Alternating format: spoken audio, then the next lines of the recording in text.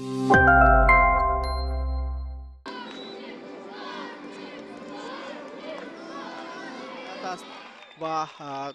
دسته برقچی در پرزیدنت فدراسیون فوتبال تاجیکستان محترم رستم امامعلی ورزشگاه مرکزی شهرام طاهری به حیث داور چهارم باشد امروز نصرالله کبیرов را انجام دهند. باید بگیم که امروز همچنین لیگنر این تیم از مرکز میدان توپ را به بازی وارد کرد.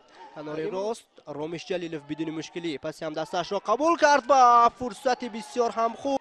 رضا دهقانی گزارش رضا یک نفر را بسیار هم زیبا فریب داد. امکانیت نوبتی برای رامیش و جوشو اکپوجه موفق گردید. ضربه بسیار هم سخت و خیلی هم خطرناک. نیکولاس لورنس ضربه از مسافه دور و تورم علیشر جلیلov بسیار هم خوب بازی کرد. زود توپ را به خط حمله ارسال میکند. رستم کمالov فرصت هست. ضربه ولی کوایه گاتسون امیربک جورابویف در داخلی جریمه‌گاه است. ارسالی او به مرکز.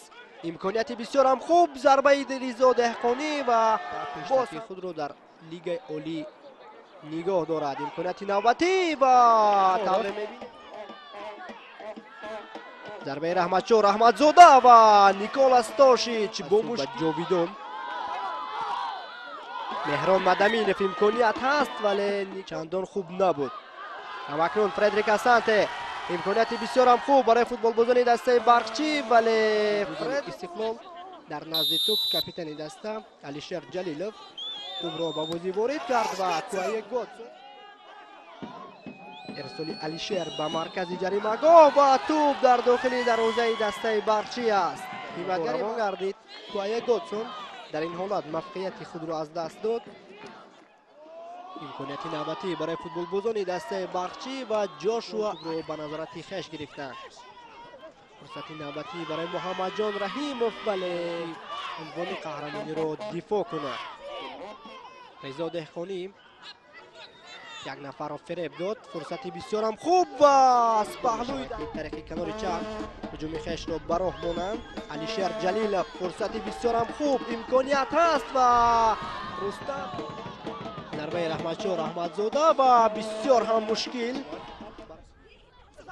احتم نظرف پس جوابی علیشر به احتم امکانیت هست شمار ماند تا انجام رقابت دسته برقچی و استقلال. علیشر جلیلov ضربه زده علیشر بسیار هم خطرناک بود و احتم نظرف ضربه زده او به ستون دروازه برخورد. داور مرکز صدای که خود را بلند نمود و البته این صدا از انجام بخوری دسته های برقچی با کسب 16 امتیاز در زینه اول جدول عمومی چمپیونات موقع میگیرد.